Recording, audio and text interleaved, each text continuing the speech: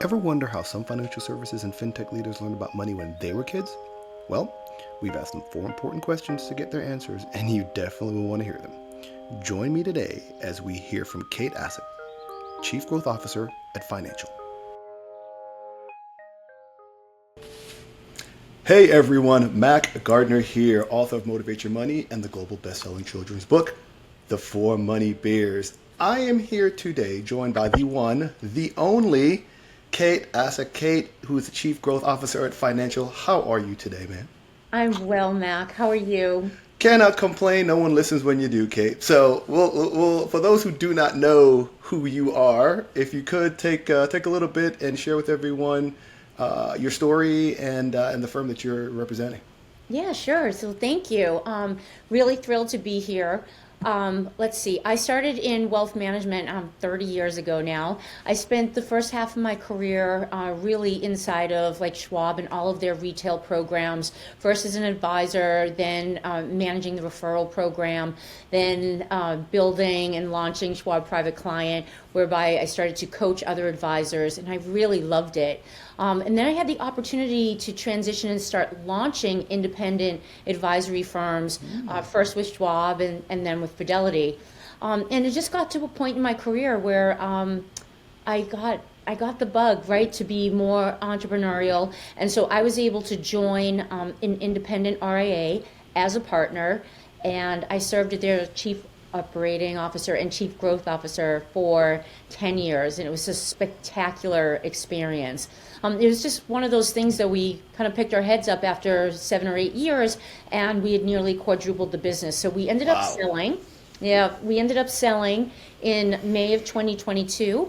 And I stayed on for another 2 years, and then had the opportunity, though, to work with a very cool firm called Financial, whereby we have built an app, a private labeled app for wealth management firms to use with their end clients. And so that's how I got here. So you have walked quite a path. You have quite an extensive journey, which is good because what we're talking about today, Kate, is financial education. I have always professed that as advisors in this business, we are constantly educating clients, right? Constantly educating what to do with their money, how to manage their assets. And so one of the things that we're working on is developing the Four Money Bears Berryville, which is a game, piece of technology that allows people, all ranges, but we're really focusing on K through 5, to really start the financial education process early and leverage technology to gamify that process. So what we're going to be doing today is asking for questions of fintech and financial services leaders such as yourself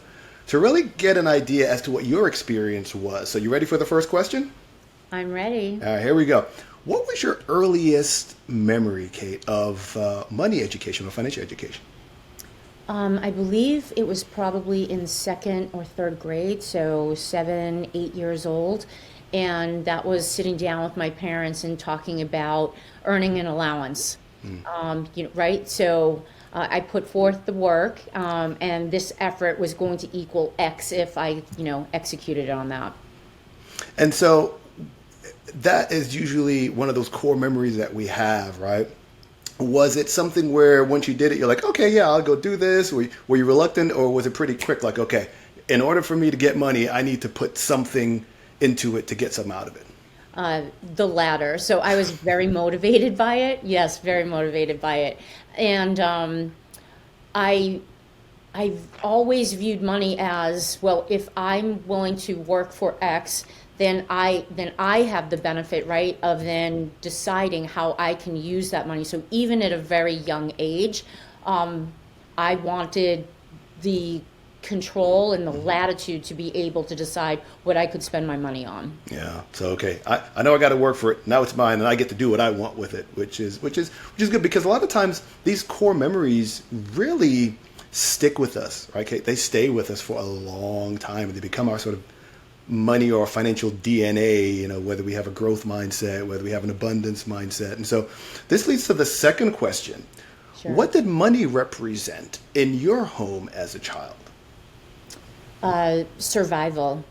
So I was likely, I would call it from a lower to middle income family My parents always made us feel like we were middle income, but that really wasn't the case. As I think back, and both of my parents oftentimes working two jobs at the same time, raising four children. So yes, it was about survival. And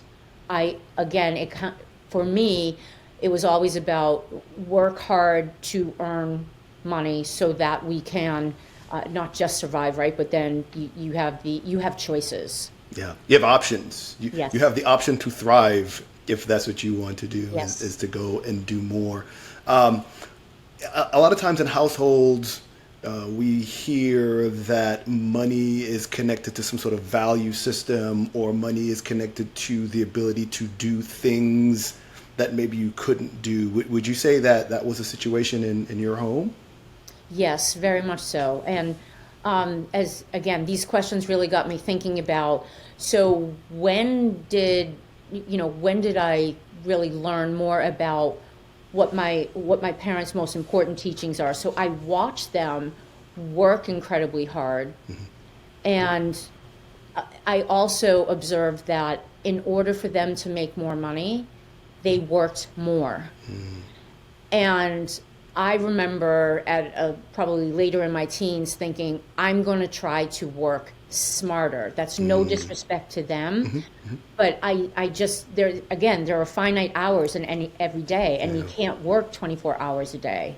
And so again, it just got me on this like road of self-reflection, like how am I going to improve my financial life vis-a-vis my parents? Yeah, yeah. And parents are typically where young people first start watching, listening, how money's talked about, what habits they have, and then it sort of trickles down, which really leads us to this third question, Kate. We're both parents, all right? We both have little ones or big little ones, depending on how Bigger old they little are. ones. Bigger little ones. How do you think young people should be taught money? I think the education should start earlier. I definitely believe that 7 or 8 years old is absolutely ready for it, maybe even earlier, number one. And I believe, much like what you're attempting to do, right, with the three money bears and the app, it's all about engagement, right? And how do we capture the hearts and minds of whether it be young people or like me trying to do it through the app with wealth managers and clients, right? It's about engagement. And I do believe that if you make it fun, right? And the fact that you could make it a digital experience where, again, on average, Americans are on their phone 5 hours a day on Easily. average. So I shudder to think, but the littles, maybe it's even a little bit more. I'm not quite sure.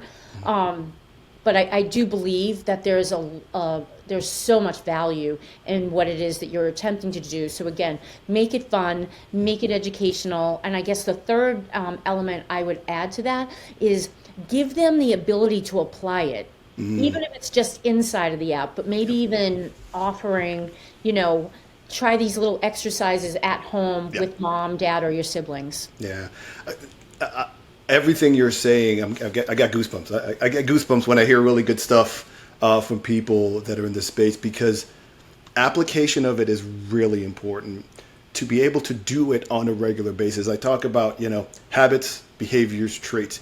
You can't develop the habits by just reading a book about how to manage money. You actually have to do it. You have to sit down and own a business and then learn about how money's made. And then you got to go turn around and say, okay, now that I've got this money, what do I do with it? That's where we came up with the 4 money bears. So there's 4 things you do with money, right? Spend it, save it, invest it, or give it away. And so that's what we're hoping parents, the other thing that you touched on, which I think is so important, Kate, is making the experience one where the parent and the child can do it together. So many parents never got any sort of financial literacy or financial education growing up. So if you never got it as a parent, how can you do it as a child? So if we can build a game where mom and dad and kiddos can play a fun game and run this little berry farm and do fun things and have little workshops and worksheets, we think that could be really important. So I couldn't agree with you more on your perspective. All right, ready for question 4? I'm ready. Last one. Share the best advice, Kate, you've ever been given when it comes to money. Let's see. I actually have three. Bring 'em. Three pieces that have never left me. Number one, do not spend more than you have. Number one. Number two, always make sure you have a rainy day fund, right, for the unexpected. And number three, invest for the long term. Don't get caught up in the hype. Yeah, those are three powerful ones. Do you think or do you believe that those three rules of thumb are things that can start really early when it comes to like the financial education process and the applications you talk about? I certainly do, particularly the first two, right? Which is, okay, so what is what is income, right? And then what is spending? So I do think that given the appropriate teaching mechanisms, right, that you're going to use with them, I do believe that someone 5, 6, 7 years old can absolutely grasp that. Spend less than you make. Right, and well, they've already seen it with their parents. Meaning, not necessarily don't spend more than you have, but they have already been exposed to money at that point. They've gone to the grocery store, right, or some retail store with their parents. They've gone to a restaurant or an ice cream store. So they have already been exposed to, I need money. In exchange for the money, I'm going to receive something, right? So I think that they can understand income and spending. And then I do believe that probably 8, 9, 10, you can really start to address very basic concepts of investing. Yeah, for sure. And with the technology that's available too, Kate, right now, it's no longer a thing where you needed to save up the $100 to buy a share of whatever it is. You can buy $5 worth of Nike, $5 worth of Starbucks, $5 worth of what have you. And we can leverage technology to help parents help their children have those conversations and talk about it. So, Kate, look, I want to thank you so much for the time. Anything that you want to leave us with as we wrap up today? Oh, I just have, I have so much respect for what it is that you guys are building and delivering. It's such a gap. I mean, I went through 12 years of school, 4 years of college, and I never once had a personal finance course. No one talked to me about, building that savings account, right? Budgeting, balancing my checkbook, nothing. So again, I love what you're doing, and I have the highest respect for you. So thank you. Well, thank you so much, Kate, for your time. As I like to say, the journey continues. Take care. Bye, Mac. Thanks for joining us today. We hope you'll join us for our next engaging episode. Be sure to follow us on LinkedIn and visit www.the4moneybears.com.